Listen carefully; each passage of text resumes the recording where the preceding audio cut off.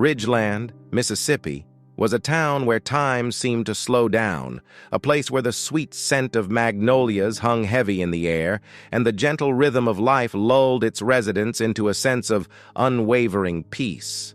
Nestled amidst rolling hills and lush greenery, Ridgeland was the epitome of a small-town haven, a place where neighbors knew each other by name. Front porches were gathering spots for friendly chats, and the biggest news of the day might be Mrs. Henderson's prize-winning tomatoes at the county fair. The community was tightly knit, bound by generations of shared history and a deep-rooted sense of belonging. Trust flowed freely among the residents, who often left their doors unlocked and felt safe walking the streets at any hour. Children played freely in the parks, their laughter echoing through the quiet streets, while their parents watched from afar, secure in the knowledge that their little ones were safe within the embrace of their close-knit community. Ridgeland's history was as tranquil as its present. The town had never experienced a major crime, let alone a violent one. Petty theft was the most serious offense on record, and even that was a rare occurrence. The local police force, consisting of a handful of officers, mostly dealt with minor traffic violations and the occasional noise complaint. The idea of a brutal murder shattering the peace of Ridgeland was as foreign as a blizzard in July. This idyllic existence, however, was about to be irrevocably disrupted. A dark cloud was gathering on the horizon, threatening to engulf the town in a storm of fear and uncertainty. The tranquility that had defined Ridgeland for generations was about to be shattered, leaving behind a scar that would forever alter the town's identity. Vivian Holloway was a pillar of the Ridgeland community, a woman whose warmth and kindness touched the lives of everyone she met. At 72, her spirit remained youthful, her eyes sparkling with a gentle wisdom that came from a life well lived. She was a familiar sight in town, her silver hair neatly styled, her steps brisk as she walked her beloved golden retriever, Buddy, through the tree-lined streets. Vivian lived alone in a quaint two-story house on Oakwood Lane, a street known for its charming Victorian homes and meticulously manicured lawns. Her house, though old, was filled with character, its walls adorned with family photos and shelves overflowing with well-loved books. The front porch, with its wicker rocking chairs and hanging flower baskets, was Vivian's favorite spot, where she would spend countless hours reading, knitting, and greeting passers-by with a warm smile. Her husband, Charles, had passed away 5 years prior, leaving a void in Vivian's life that she filled with her devotion to her garden and her active involvement in the local church. Her only son, David, had moved to California years ago, pursuing a career in technology, leaving Vivian with a bittersweet sense of pride and longing. A year ago, Vivian's life took an unexpected turn when her grandson, Ethan, came to live with her. Ethan, a troubled teenager struggling with school and personal issues, needed a change of scenery and a stable environment. Vivian, with her boundless love and unwavering belief in family, welcomed him with open arms, hoping that the tranquility of Ridgeland would help him find his way. Little did she know that Ethan's arrival would mark the beginning of a dark chapter in their lives, a chapter that would test the very foundations of their family and the peaceful town they called home. Vivian Holloway was a creature of habit. Every morning, like clockwork, she would emerge from her charming Victorian home on Oakwood Lane, a watering can in one hand and a cheerful greeting on her lips. Her neighbors had grown accustomed to the sight of her tending to her vibrant flower beds, her silver hair catching the morning sunlight as she chatted with passers-by about the weather, the latest town gossip, or the progress of her prize-winning roses. But on this particular Tuesday morning, Vivian was nowhere to be seen. The sun climbed higher in the sky, casting long shadows across the manicured lawns, yet Vivian's front porch remained eerily empty. Her watering can sat untouched beside the porch swing, and the vibrant blooms in her garden seemed to droop in her absence. A ripple of concern spread through the neighborhood.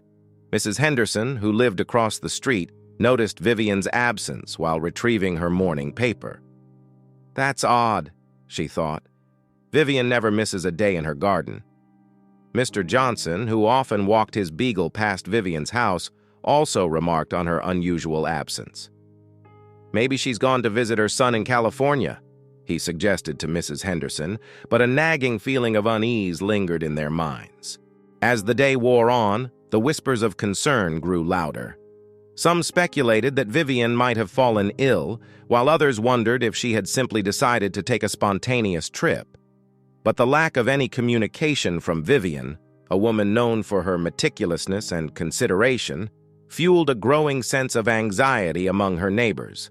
The sun began its descent, casting long shadows across the quiet streets, and still there was no sign of Vivian. The once familiar tranquility of Oakwood Lane was replaced by an unsettling silence, a silence that spoke volumes about the growing fear that gripped the hearts of those who knew and loved Vivian Holloway. Margaret Olson, Vivian's closest friend and neighbor, couldn't shake the feeling that something was terribly wrong. She had known Vivian for over 20 years, and Vivian's uncharacteristic silence was deeply unsettling. Unable to bear the uncertainty any longer, Margaret decided to check on her friend. With a mix of apprehension and determination, Margaret walked across the street and up the steps to Vivian's front porch. As she reached for the doorbell, she noticed that the front door was slightly ajar, a sight that sent a shiver down her spine. Vivian was a stickler for security and would never leave her door unlocked, especially not during the day. "Vivian!" Margaret called out, her voice trembling slightly. "Are you home?" Silence. The only sound was the gentle rustling of leaves in the nearby oak tree. Margaret pushed the door open cautiously and stepped inside. The house was unusually dark and quiet, the air thick with an unsettling stillness. "Vivian?" she called out again, her voice echoing through the empty rooms. There was no response. A knot of fear tightened in Margaret's stomach as she made her way through the house, calling out Vivian's name. When she reached the living room, her heart skipped a beat. The room was in disarray, furniture overturned, books scattered across the floor, and a chilling silence hung in the air.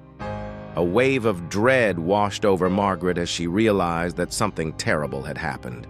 With trembling hands, she reached for her phone and dialed 911, her voice barely above a whisper as she uttered the words that would shatter the peace of Ridgeland forever. "I think something's wrong with my neighbor. I think she's been hurt." The flashing blue and red lights of the police cars pierced through the tranquil afternoon of Oakwood Lane, casting an eerie glow on the charming Victorian homes.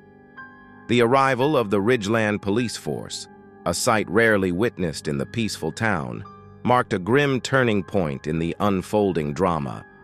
As the officers cautiously entered Vivian Holloway's home, they were met with a scene that would forever be etched in their memories.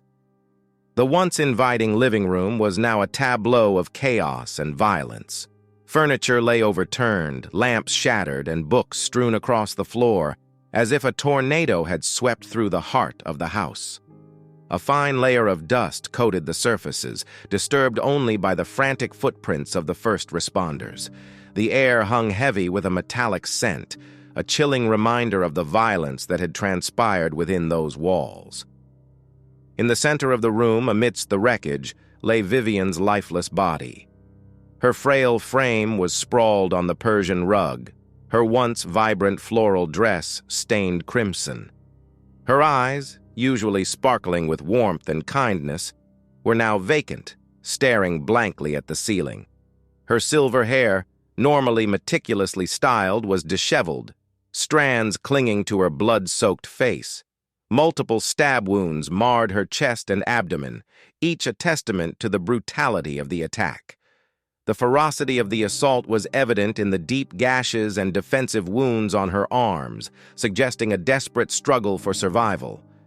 The peaceful image of Vivian tending her garden, her laughter echoing through the quiet streets, was replaced by the horrifying reality of her violent end. The tranquility that had defined Ridgeland for generations was shattered, replaced by a chilling realization. A monster lurked among them, capable of unspeakable cruelty. The officers, hardened by years of service, couldn't help but feel a pang of sorrow and disbelief as they surveyed the scene. This wasn't just a crime, it was a violation of the very essence of their peaceful community. As the forensic team meticulously combed through the scene, they began to uncover the first clues that would hopefully lead them to the perpetrator of this heinous act. The murder weapon, a kitchen knife with a serrated blade, was found discarded near the fireplace, its handle smeared with blood. Fingerprints were lifted from various surfaces, including the overturned furniture and the doorknob, offering a potential link to the killer.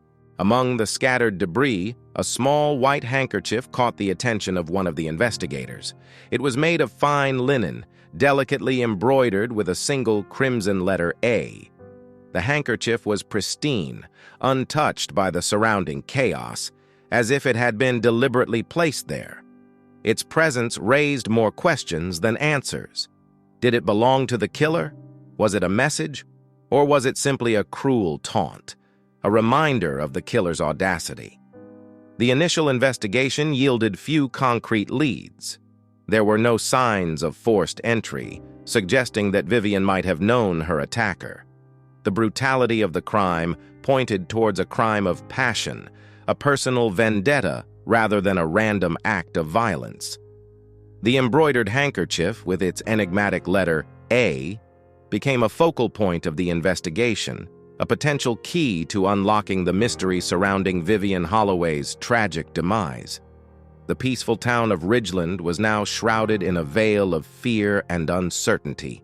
The idyllic facade had been shattered, revealing a darkness that no one could have imagined. As the investigation deepened, the residents of Ridgeland braced themselves for the unraveling of a truth that would forever change their perception of their once peaceful haven. As the investigation into Vivian Holloway's murder intensified, the Ridgeland police force found themselves facing a daunting task: uncovering the truth in a town where secrets were as rare as a summer snowfall. The initial shock and disbelief had given way to a growing sense of unease and suspicion as the residents of Oakwood Lane struggled to comprehend the violence that had shattered their peaceful community. The focus of the investigation quickly turned to Ethan, Vivian's 17-year-old grandson who had been living with her for the past year. Ethan, a quiet and introverted teenager, had always been an enigma to the neighbors. While some described him as a polite and helpful young man, others found him to be distant and aloof, his eyes often holding a hint of sadness or anger that they couldn't quite decipher. Ethan's relationship with Vivian was complex and, to some, unsettlingly close. They were often seen together, walking buddy in the park, tending to the garden, or sharing quiet evenings on the front porch. While their bond was undeniable, some neighbors had noticed a strange tension between them, a subtle undercurrent of conflict that occasionally erupted into hushed arguments behind closed doors. The fact that Ethan lived with Vivian and was presumably at home on the day of the murder made him the prime suspect in the eyes of the investigators. His lack of a solid alibi and his seemingly troubled demeanor further fueled their suspicions. The police questioned Ethan extensively, probing his whereabouts on the day of the murder, his relationship with Vivian, and any potential motives he might have had for harming her. Ethan maintained his innocence, claiming that he had spent the afternoon of the murder at the local movie theater with a group of friends. He provided the names of his friends and even produced a crumpled movie ticket stub as evidence. However, his story didn't quite add up.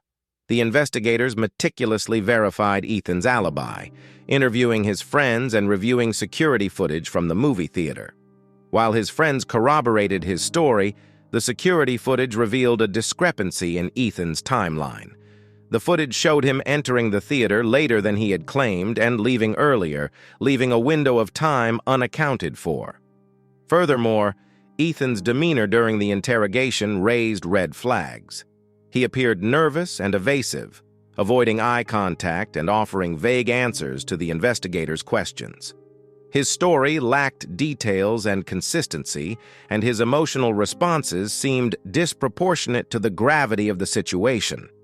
The investigators also discovered that Ethan had a history of behavioral issues and had been seeing a therapist for several months prior to the murder.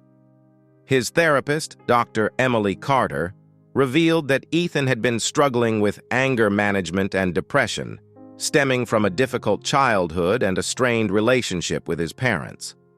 While the evidence against Ethan was circumstantial, the inconsistencies in his alibi, his troubled past, and his suspicious behavior painted a troubling picture. The investigators couldn't shake the feeling that Ethan was hiding something, that he knew more about Vivian's murder than he was letting on. The investigation reached a stalemate. While Ethan remained the prime suspect, the lack of concrete evidence prevented the police from making an arrest. The residents of Ridgeland, once united by their shared sense of peace and security, were now divided by suspicion and fear. The idyllic facade of their community had been shattered, replaced by a chilling realization. The monster who had taken Vivian's life might still be lurking among them, waiting to strike again. As the investigation into Vivian Holloway's murder stalled, the Ridgeland police force found themselves at a crossroads. Ethan remained the prime suspect, but the lack of concrete evidence prevented them from making an arrest. Desperate for a breakthrough, they decided to consult with Dr. Sarah Jones, a renowned forensic psychologist specializing in criminal profiling and behavioral analysis. Dr. Jones was tasked with evaluating Ethan's psychological state and determining whether he posed a threat to himself or others. She conducted a series of in-depth interviews with Ethan, meticulously analyzing his behavior, speech patterns, and emotional responses. She also administered a battery of psychological tests, including personality assessments and cognitive evaluations, to gain a deeper understanding of his mental state. As Dr. Jones delved deeper into Ethan's psyche, she began to notice a pattern of inconsistencies and contradictions that defied explanation. Ethan's memories were fragmented, his emotions erratic, and his behavior often shifted abruptly, as if he were inhabiting different personas. These observations led Dr. Jones to a startling conclusion. Ethan exhibited signs of dissociative identity disorder, DID, formerly known as multiple personality disorder. DID is a complex and rare mental disorder characterized by the presence of two or more distinct personality states, or alters, within a single individual. These alters can have their own unique memories, thoughts, behaviors, and even physical characteristics. The disorder often develops as a coping mechanism in response to severe trauma, particularly during childhood. Dr. Jones explained that Ethan's troubled past, marked by parental neglect and emotional abuse, could have triggered the development of DID. His alters might have emerged as a way to compartmentalize the pain and trauma he had experienced, allowing him to survive psychologically. The possibility of Ethan having DID threw a new light on the investigation. Could one of his alters be responsible for Vivian's murder? Could Ethan be completely unaware of the actions of his other personalities? The investigators, initially skeptical, began to find evidence that supported Dr. Jones's hypothesis. A review of security footage from a nearby convenience store revealed a chilling scene. Ethan, seemingly arguing with himself, his voice and demeanor shifting dramatically between two distinct personalities. One moment he was calm and collected, the next he was agitated and aggressive, his words laced with anger and resentment. Further corroboration came from several neighbors who had witnessed Ethan talking to himself or behaving erratically in the days leading up to the murder. One neighbor reported seeing him pacing back and forth in his backyard, muttering to himself in different voices, while another described him as having a 1,000-yard stare, as if he were detached from reality. The most damning piece of evidence came when the police discovered a blood-stained shirt hidden in Ethan's closet. The blood matched Vivian's DNA, but Ethan claimed to have no recollection of how the shirt got stained. The pieces of the puzzle were beginning to fall into place. The seemingly inexplicable inconsistencies in Ethan's behavior, his fragmented memories, and the evidence of his alter egos pointed towards a disturbing possibility. One of Ethan's alters might have committed the murder, while the others remained blissfully unaware. The investigation took a dramatic turn, shifting from a traditional murder investigation to a complex exploration of the human psyche. The investigators, now faced with the challenge of unraveling the mysteries of Ethan's fractured mind, realized that they were dealing with a case far more intricate and disturbing than they had initially imagined. The peaceful town of Ridgeland, once a haven of tranquility, was now grappling with the unsettling reality of a crime committed by a mind shattered into fragments. The revelation of Ethan's dissociative identity disorder, DID, sent shockwaves through the Ridgeland community and transformed the investigation into Vivian Holloway's murder. The investigators, now faced with the daunting task of unraveling the complexities of Ethan's fractured mind, embarked on a journey into the depths of his past, seeking to understand the origins of his alters and the motives behind the brutal crime. Dr. Sarah Jones, the forensic psychologist, played a crucial role in piecing together Ethan's fragmented history. She conducted extensive interviews with Ethan's former therapist, Dr. Emily Carter, who had treated him for several months prior to the murder. Dr. Carter revealed that Ethan had endured a traumatic childhood, marked by his parents' acrimonious divorce and his subsequent exposure to emotional abuse and domestic violence. Ethan's father, a volatile and controlling man, had subjected him to constant verbal abuse and belittling, eroding his self-esteem and leaving him with deep-seated feelings of inadequacy and worthlessness. His mother, overwhelmed by the stress of the divorce and her own emotional struggles, had been unable to provide Ethan with the support and stability he desperately needed. Dr. Carter explained that Ethan's DID likely developed as a coping mechanism to shield him from the overwhelming pain and trauma he had experienced. His alters emerged as fragmented aspects of his personality, each representing a different way of coping with the abuse and neglect. Through further interviews with Ethan's family and friends, the investigators began to identify and understand his various alters. Alex, the dominant and protective alter, emerged as a confident and assertive young man, determined to shield Ethan from further harm. Ryan, the angry and resentful alter, harbored deep-seated rage towards Ethan's abusers and a desire for revenge. Daniel, the scared and vulnerable alter, represented Ethan's inner child, still grappling with the pain and fear of his past. As the investigators delved deeper into Ethan's fractured psyche, they stumbled upon a crucial piece of evidence, a hidden diary tucked away in the back of his closet. The diary, filled with Ethan's handwritten entries, offered a chilling glimpse into his inner turmoil and the fragmented world of his alters. The diary entries revealed a constant struggle for dominance among Ethan's alters, each vying for control of his thoughts and actions. Alex, the protector, desperately tried to maintain order and stability, while Ryan, fueled by rage and resentment, plotted revenge against those who had wronged Ethan. Daniel, the scared child, retreated into the depths of Ethan's subconscious, seeking refuge from the pain and chaos.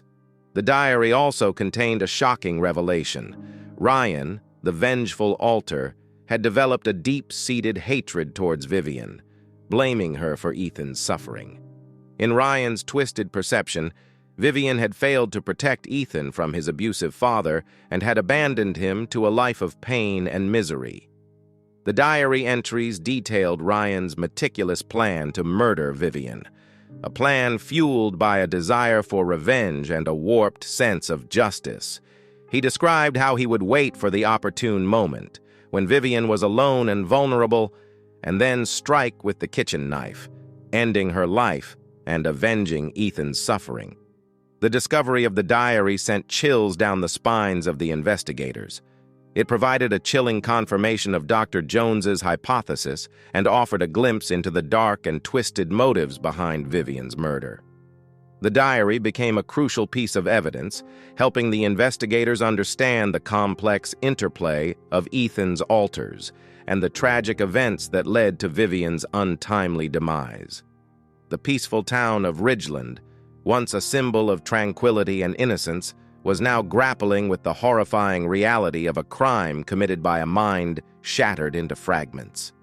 The investigation had taken a dark turn, revealing the devastating consequences of childhood trauma and the hidden depths of the human psyche. As the trial loomed on the horizon, the residents of Ridgeland braced themselves for the difficult task of seeking justice for Vivian while acknowledging the complex and tragic circumstances surrounding her death. The discovery of Ethan's diary and the unraveling of his fractured psyche brought the investigation into Vivian Holloway's murder to a somber conclusion. The Ridgeland police force, armed with a wealth of evidence pointing towards Ethan's guilt, made the difficult decision to arrest him and charge him with first-degree murder. Ethan's arrest sent shockwaves through the community, shattering the remaining vestiges of tranquility that had clung to Ridgeland. The once peaceful town was now grappling with the horrifying reality of a crime committed by one of their own, a young man who had seemingly been consumed by the darkness of his own mind. Ethan's trial became a media spectacle, attracting national attention and sparking heated debates about the nature of criminal responsibility and the role of mental illness in violent crime. The prosecution presented a compelling case, highlighting the brutality of the murder, the incriminating evidence found at the scene, and the chilling confessions contained in Ethan's diary. Ethan's defense team, led by the experienced and compassionate attorney Ms. Laura Davis, focused on Ethan's dissociative identity disorder, DID, as a mitigating factor. They argued that Ethan, as the host personality, was not consciously aware of the actions of his alter, Ryan, who had committed the murder. They called upon Dr. Sarah Jones, the forensic psychologist, to testify about the complexities of DID and the potential for alters to act independently of the host personality. Dr. Jones explained to the jury that DID is a legitimate mental disorder, often triggered by severe trauma, and that individuals with DID can experience amnesia for the actions of their alters. She emphasized that Ethan, as the host personality, was not in control of Ryan's actions and should not be held fully responsible for the murder.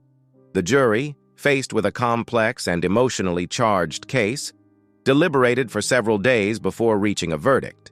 They found Ethan guilty of first-degree murder but acknowledged his DID as a mitigating factor. The judge, taking into account Ethan's mental state and the tragic circumstances surrounding the crime, sentenced him to a lengthy term in a psychiatric facility rather than a traditional prison. The verdict and sentencing sparked mixed reactions within the Ridgeland community. Some felt that justice had been served, while others believed that Ethan's mental illness should have been given greater consideration. The case ignited a broader conversation about the need for increased awareness and understanding of mental health issues, particularly within the criminal justice system. The tragic events surrounding Vivian Holloway's murder left an indelible mark on the Ridgeland community. The once peaceful town had been forced to confront the dark underbelly of human nature and the devastating consequences of untreated mental illness. The case served as a stark reminder of the importance of early intervention, mental health support, and compassion for those struggling with psychological trauma. In the aftermath of the trial, Ridgeland slowly began to heal. The community came together to support each other, to grieve for Vivian, and to learn from the tragic events that had unfolded. The town established a mental health awareness program in Vivian's memory, providing resources and support to those struggling with mental illness and their families. While the scars of the past would never fully fade, Ridgeland emerged from the darkness with a renewed sense of hope and a commitment to fostering a more compassionate and understanding community. The tragic story of Vivian Holloway and Ethan became a cautionary tale. a reminder that even in the most idyllic of settings, darkness can lurk beneath the surface, and that mental health is an issue that deserves attention, understanding, and support.